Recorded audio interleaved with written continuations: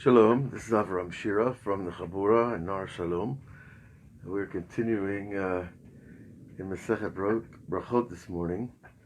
It's Motzi Shabbos, Motzi Purim, Yom Rishon. It's like a new world after the last 3 days of festival here in Israel.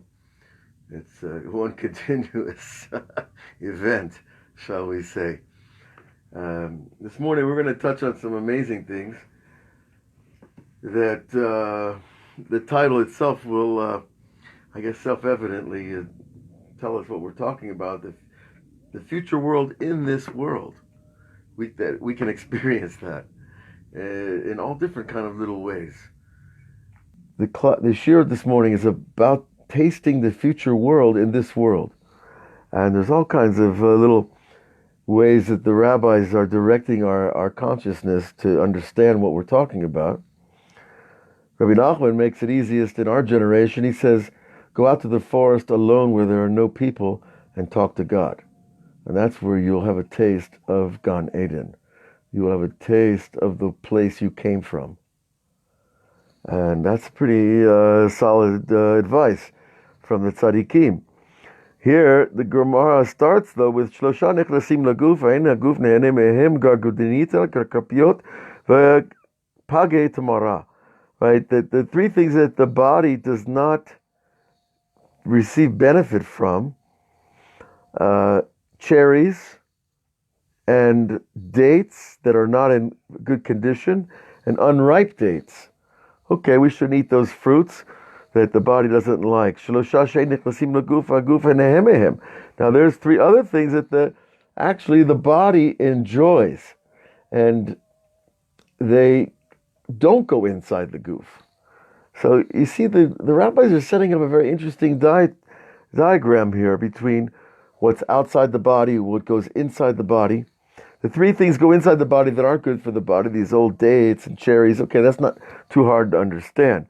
But here he says, three great things for the body are rechitza, sicha, v'tashmish. Washing, anointing the body, washing the body, and tashmish, which literally means to use the body. It means either tashmish amita, which means having relations with your wife, and these three are from the world to come. In other words, there's a taste of the world to come, even in something as small as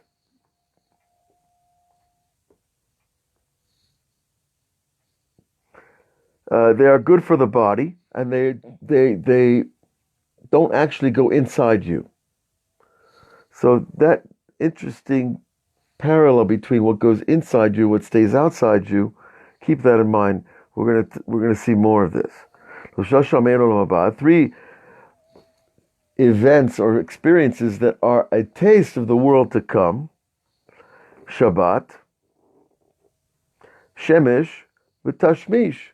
Well, we get a repetition, right? That Shabbat itself, the day of rest, is an concentration, a little drop of the world to come. And the sun on a bright day, especially if you live in a cold place, the sun is like, gives you a pleasure of something greater than this world, which we call the future world, right? Olam haba, the future world. The sun is beyond the laws of how this world works, right? The sun has its own laws. The sun is like the world to come. Now, I want to say something about the future world. Not even everybody believes in the future world, of course. It's not an easy thing to believe in. And it's a process. It's not something you could force on yourself to believe into the world to come. And many people say you're crazy. So, okay, they have their opinion. They're allowed to have their opinion. But you're allowed to explore and investigate. And it's something that came to me this morning about this whole idea of the world to come and having the world to come is we have this imagination that's not very accurate. What the future world would be like, the rabbis tell us, that you won't need to eat or drink, and people all speak telepathically, and of course, there's no physical relations as we understand, but it's the union of minds without, bodily interruption, because it's a non-physical plane. So in such a place, though, listen, the difficulty of the world to come is that there is no evil. Now, why is that a difficulty? Because in this world, we're used to dealing with good and bad all the time. This world is a place of choices all the time. And, most of us get tired of making choices after a while. A day is 24 hours long. How many choices do you need to make before you're like enough, right? In the world to come, there is no choices of good and evil. It's all good. So your faculty of choice is changed. In the world to come, there's good and greater good, and greater good, and greater good.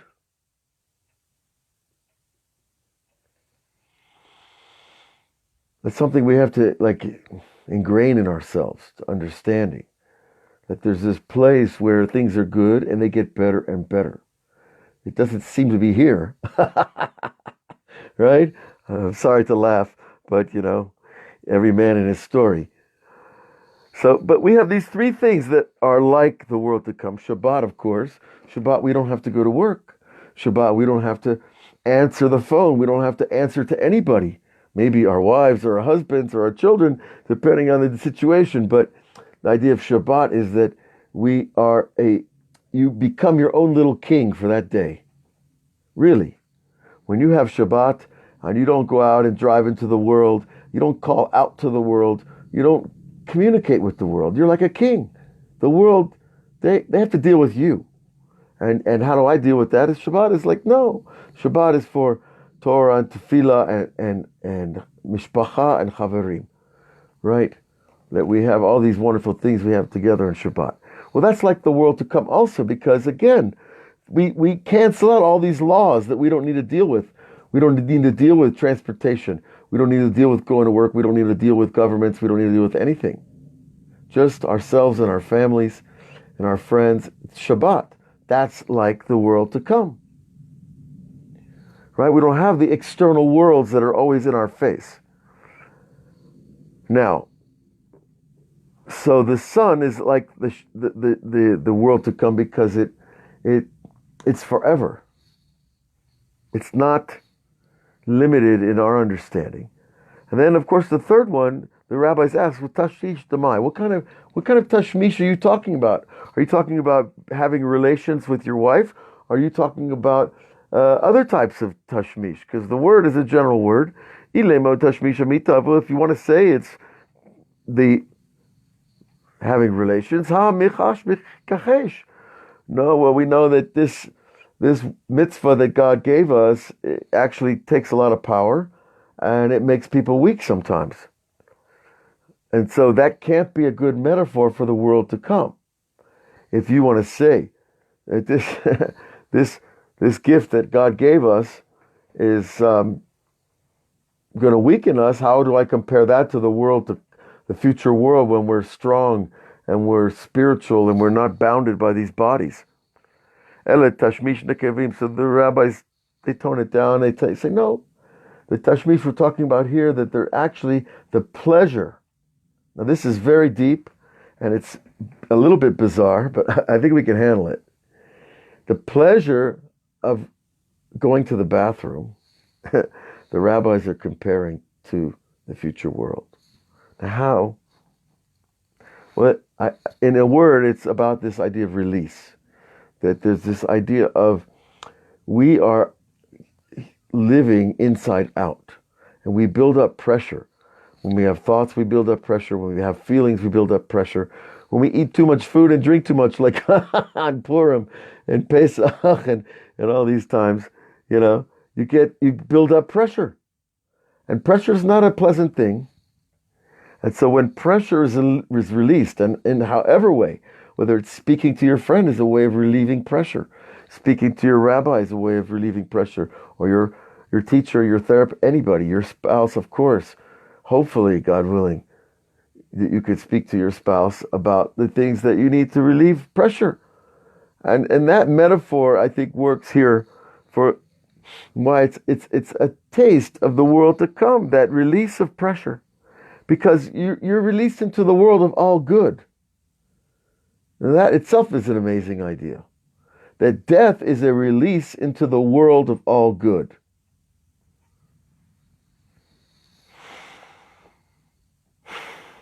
Now, I'm not advocating running there too fast. Okay, folks. But really, it's a good way to understand it. That it's not something to be feared. And, there's a whole existential philosophy about the fear of death, and it's in psychology, and it's in philosophy itself, and it goes back to some very great writers and thinkers. Excuse me. I'm not going to fear death, because I don't even know what it is. But what these great people are telling me is that it's a very good thing. If you're on the right side, if you're on the right team, and you go, it's a good thing. So why would I want to fear that? I wouldn't. So we fear death, but it's an illusion. That's part of the curse of our great grandparents in the garden. Now,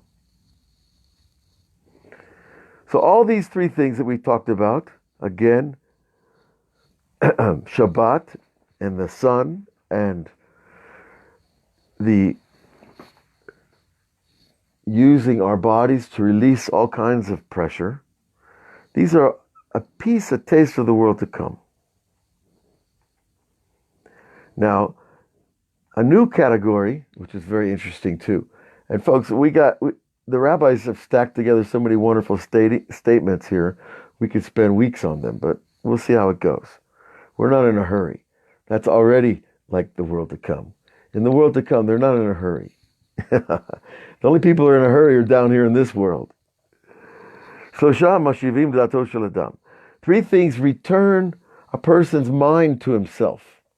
Sometimes you feel like you're losing your mind. That's not a very good thing, right? Well, three things can return your mind. Elohim, a kol, a beautiful voice. Now, it could be the beautiful voice of a singer or of a teacher, or it could be the beautiful voice of a bird. But they can return your mind to yourself. V'mar'eh, a beautiful sight, seeing something wonderful, can actually bring back ourselves to ourselves. That's an amazing idea. V'reach, a good smell. Smelling something beautiful. Also, you inhale a good smell and you feel a little peace, a little pleasure, a little appreciation for the world around us. But the rabbis define it as a returning, I love it, to think about again,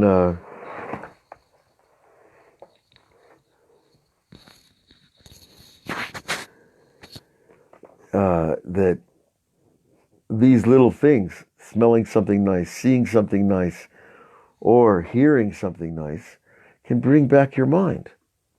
Now, that's pretty self-evident, I think.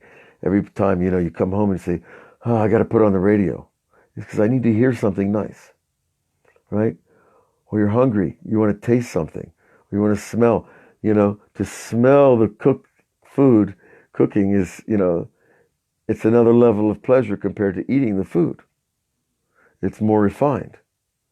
And that refinement actually is connected to more of who you are, your das, your mind, your knowledge, your presence. In Hebrew, das is not just knowledge. It's not what you know. It's your collective mindset in the world, how you look at the world, how you think about things, what you know, what you don't know, of course. All these things are contained in the Hebrew word for dat, or knowledge. So awareness is a good way to call it too. It's how present you are.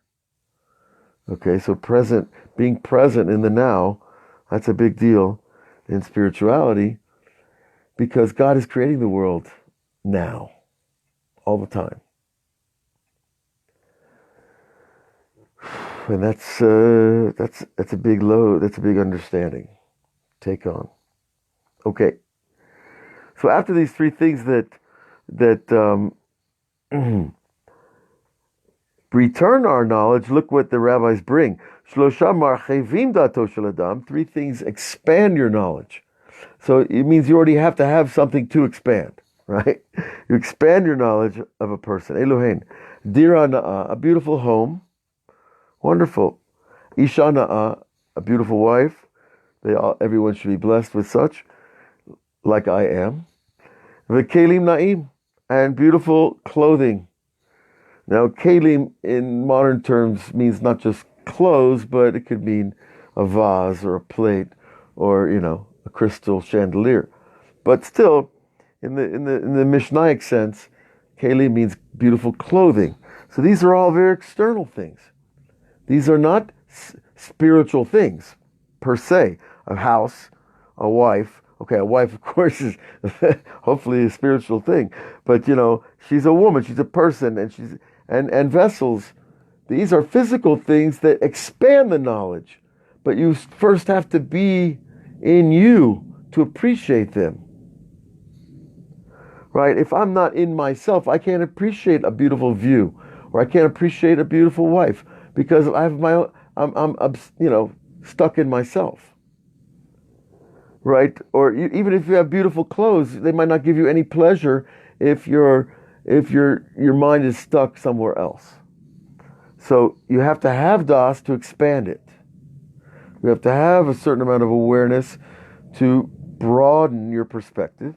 And you see how the rabbis bring us these three things: vessels, wives, and houses. They give you a sense of place. I felt homeless until I was married. And then once you get married, you're not homeless anymore. You have a wife. She's your home. The rabbis call their wives their homes. It's not a chauvinist statement. It's a statement of greatest praise. Because the rabbis are telling you, man, without a wife, brother, you're homeless. So when you have a wife, then you have a home. And then you're not homeless. So, it's a tremendous praise to women that they give man something they cannot have alone. Okay, and clothing, well,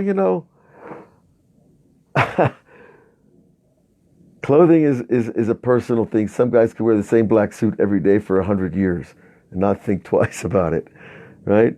And other people, they're changing clothes every day.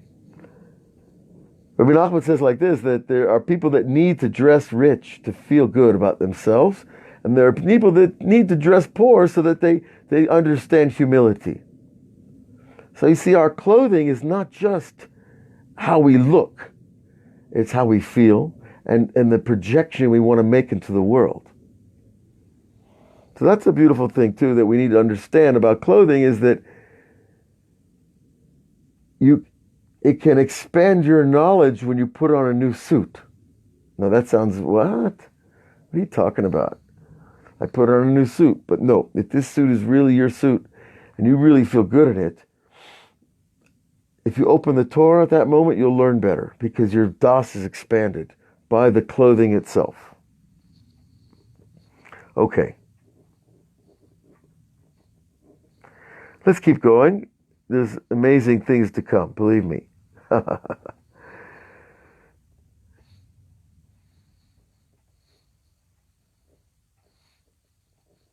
Hamisha echad mishishim.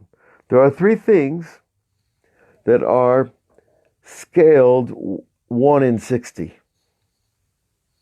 Excuse me, 5 things. Did I say 3? 5 things that are scaled 1 in 60. Eish, fire, dvash, honey, Shabbat, Shena, v'chalom. Those 5 things, fire, honey, Shabbat, sleep, and dreams, contain 1 in 60. Well, 1 in 60 of what? Achad mishishim legehinam is fire. Fire is 1/60th of hell. Well, turn up the heat. Try to figure 60 times putting your finger over a match. That's hell? I don't know. But I don't recommend it. Now, davash, honey, is 1/60th of the man that the Israelites ate in the desert. When they came out of Egypt and God fed them for 39 and a half, however many years, he fed them the man. So that's 1/60th of honey. Meaning the pleasure of honey, which is, most people appreciate honey, 60 times that pleasure was the pleasure of man. Okay, Shabbat is Echad Mishishim La'olam Haba. Shabbat is 1/60th of the future world. We just talked about that in the previous paragraph. So I think we understand that the day of rest, that the world to come, it's a day of rest, but it's not a day of doing nothing. That's not called rest. A day of rest is doing things that renew you. A day of rest is not sitting in traffic, going to work, and listening to the headphones and your boss and your fellow employees. Now, we all know that. But also a day of rest is not sitting on the couch and watching TV all day. You don't rest the mind, right? A day of rest is a day of prayer and meditation and song and discussions about high ideas with your family and your friends at your Shabbos table. It's a day of resting the mind from the cares of the physical world and being focused on the real things that we're here for. Okay? So Shabbat, if I can really taste the world to come in Shabbat, that means that, the Torah is so much easier to learn on Shabbat. And the stories are so much more beautiful on Shabbat because your mind is rested. You can focus. You can pay attention. So it's a little bit of the world to come. 1/60th doesn't sound like much, but 1/60th could be a lot. In halakha, 1/60th of milk in a meat stew is a problem. Not necessarily. It depends on your interpretation. But Sheina, the next category, sleep is 1/60th of death. Now, we just talked about death, that death is not something to be afraid of. Rather, Hashem is something to be afraid of, because He's perfect and He loves us. He wants the best for us. But we're not going to be afraid of death. But here, we see that going to sleep is 1/60th of leaving your body forever.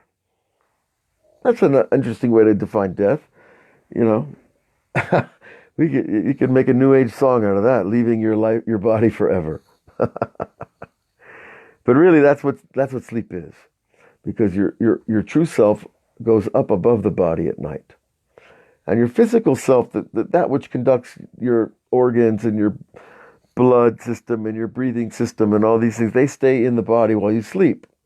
But the higher self, the part of you that thinks, that calculates, that compares, that cares, that part of you is going up to a higher realm, okay? And that higher realm is, there's only one direction from down here, and that's up. And that up means into the levels of heaven. So when we go to sleep, we are actually engaging 1/60th of the world to come. 1/60th of that future world. But here we call it mita, death. Because going to sleep, that part of you leaves you. So that's kind of like dying. That's also why, by the way, why you can feel rather shocked sometimes when you wake up in the morning suddenly. Sometimes we wake up slowly, sometimes we wake up suddenly. When you wake up suddenly, it can be shocking. There are reasons for that, but nonetheless, it's because we're coming into a new realm, this place. Okay? Now, halom, a dream, chad mishishim lenevuah. Well, this is positive. That a dream is 1/60th of a prophecy. So what does that mean? Well, it means that, I guess, 59 parts of the dream are nonsense and one part is true. You could say it that way. Another way to understand it is that it's a small dream, a little dream, like we had learned earlier. It's just about you and the moments of your life right now. It's not about the whole universe, and nobody else cares, and nobody else needs to care. It's for you because God loves you. That's all. Don't take it big. Now, Shishat Devarim Siman Yefeh Lecholeh. Okay, we're going to jump gears here. The rabbis are moving from these tastes of the world to come in this world. That even in this world, when you go to sleep at night, you can feel that pleasure. And you can see something beautiful, taste something beautiful, smell something. All these things are giving us a taste of something more refined and more elevated than we're used to. Okay? Now we jump. Which, the rabbis are expert at this, to move from high mystical things. Now listen to this. Shishat Devarim Siman Yefeh Lecholeh. There are 6 things. This is straight up medical advice. If I was in medical school, I would want to know this, and anybody else along the same lines. 6 things are good signs, I should say, for a sick person. Eluhen. These are the 6 things that are good signs for a sick person. Itush. Right? That a person sneezes. Zeya, he's sweating. Shilshul, he has diarrhea. Keri, he has an emission from his body. V'shena, and he goes to sleep. V'chalom, and dreaming. So all these things are actually good. They're a sign that a sick person is going to heal. And the Gemara is going to go on and explain each thing individually.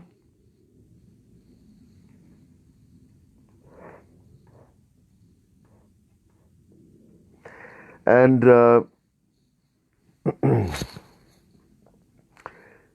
we're going to begin like this. So they're going to start with the itush. Techtiv itushav, itoshatav tachel or. Right? That when he is sneezing, even light comes out. Zeya, sweating.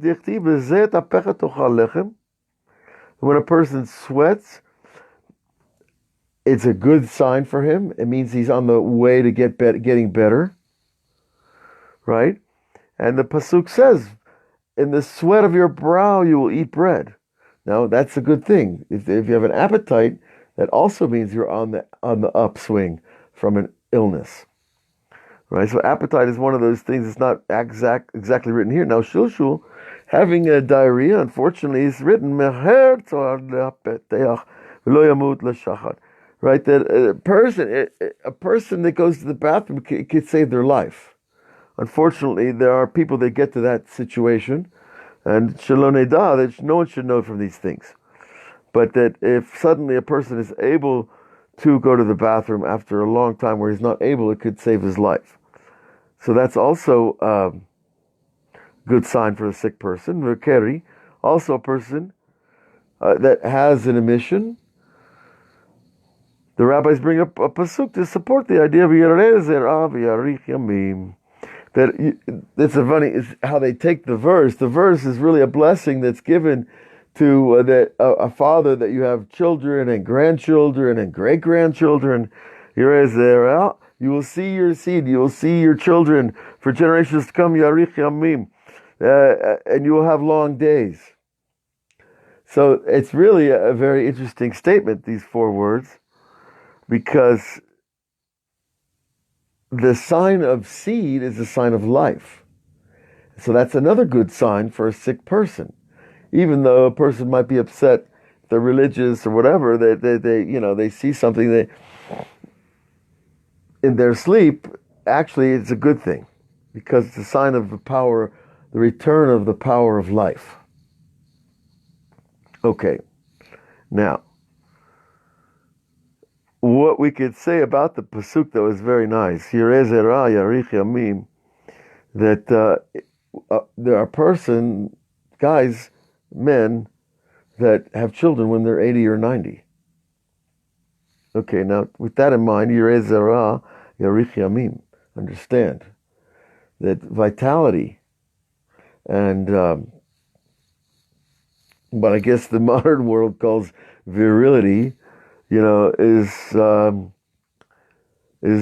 directly related to old age. And certainly in the context of Kedusha, that this concept is not foreign, that it is a known thing. Now, Shena is another sign that's good for a sick person. Yeshanta az yanuach li. You slept, and it was a comfort to me. In other words, that this comfort, that the sick person just needs to sleep because it gives the body time to work on itself without the needs of the soul and the emotions and thoughts and all the other things. That when you're asleep, those parts of yourself are not so active in your body. And so it's easier for your body to heal when you're asleep. So you don't need to be a genius to figure that out. But a dream while you're ill is also a good thing. So people get ill. Now, I've had fevers and I've had the most outrageous dreams. Those are like hallucinatory because your body is on fire from some fever of some kind and you have these crazy dreams. But here it's a sign of health.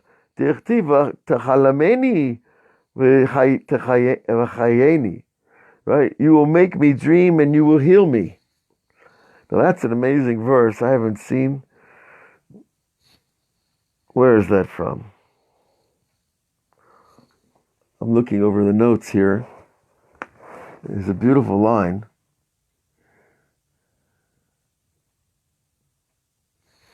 But the notes are not telling me Rashi. No. Also, here we go, right, Beheskiyakativ. See, Rashi exactly helps us. He says, V'tachlemeni v'chayeni.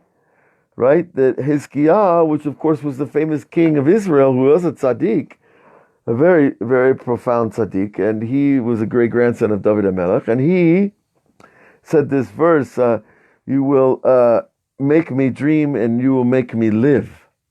Right? Of course, he's the one who Yeshaya, the prophet came to him and told him, you're going to die. And he turned his face to the wall and he prayed, and God gave him 18 more years.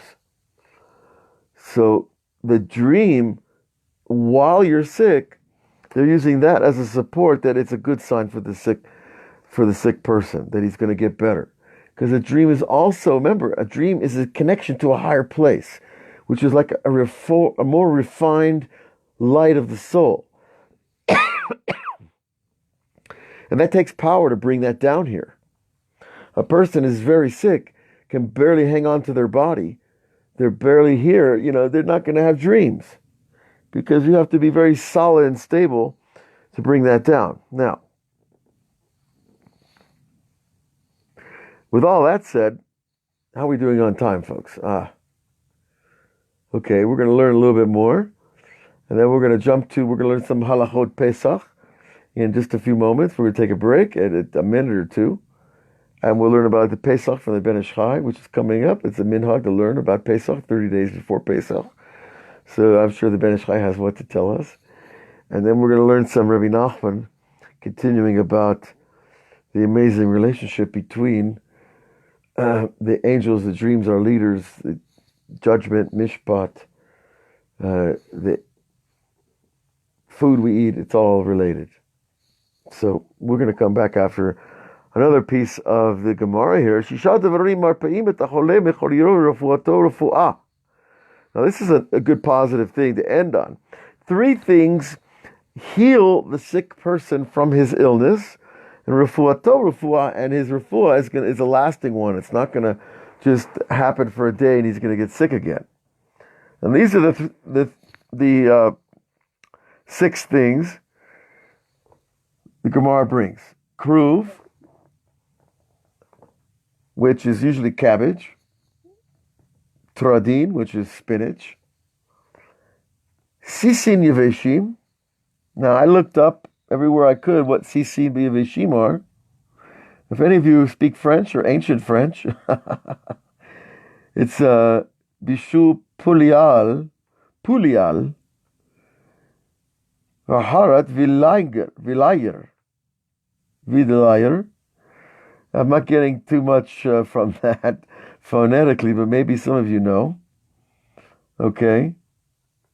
But I think that the idea here of we see kruv, cabbage, spinach, all these things, we open up the system and release the system like we spoke of earlier. Okay, and I'm sure this is a cooked dish, pulial, that from whatever Rashi is bringing over there. The Rav Steinsaltz, he doesn't give us too much on this at the moment. But, okay. So these raw vegetables and these cooked vegetables, we know they're good for us. It's not thank God we have nutritionists today and doctors have taught us some good things. What else? Ukeva, the stomach of an animal, the heret. Now heret, what is heret? Rashi says, vidalyra. What is vidalyra? I'm looking over here. Ay, ay, ay. We're not getting it. Heret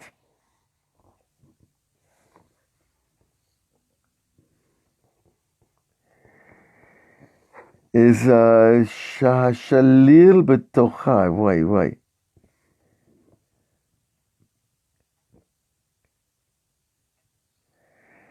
It's an organ. I can tell you that. Shalil shalala betocha. I'm afraid to translate it as Rashi says.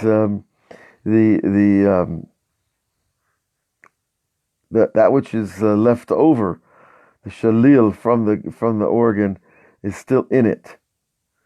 So I'm afraid I'm not going to be able to look here. I'm looking elsewhere on the daf. You've got so many help. There's no excuse, nowadays not to learn Gemara because there's so many great rabbis teaching and helping guys like me. But I don't see heret. Except for this Old French, and I didn't look up the Old French, I'm sorry. But it's an organ. Now, yoter kaved is the fat that lies on the top of the kaved. We know that's the next one. This is also a healing. V'yesh omrim, there are others that say, now this is important, folks, because this is easy. Not too many people are going to go out and look for the fat of a liver. Or these other, okay, we all eat cabbage and spinach, that's good. But af dagin ketanim, and however, also little fish, little oily fish, right? We've learned before. Sardines are the example, or tuna is a bigger example, of course. But any of these little fish, listen to what the rabbis say. Velo od ella. Not only that it's good for a sick person to eat little fish if he can, that have oil, because the fish oil goes to the brain. And when the fish oil goes to the brain works better. And then you think better. And then you like life better. So it's really simple. Really. But obviously it's not. But you see that it's simple wisdom. Rather, even that little fish make a person's whole body reproduce and healthy. Well, that's a nice promise. Right? That you eat fish. I don't know what everybody has their own little fish. And we're not talking about delicacy fish that you pickle and salt and put chemicals on and all that stuff. That's nice. That's Shabbos, right? We all know. But really, we're talking about natural fish that is in its oil and is smoked or cooked, however, the proper ways. This is mavri'im kol gufo shel adam. This will keep you young, this will keep you healthy, and this will keep you reproducing. Okay. So we're going to stop here on the Gemara, and we'll be back in a few moments. And tomorrow we'll continue with a bunch of other of these types of lists of the rabbis about things that are good for us and not good for us, because, that's why we're here, to learn from them. Okay, we'll be back in a moment.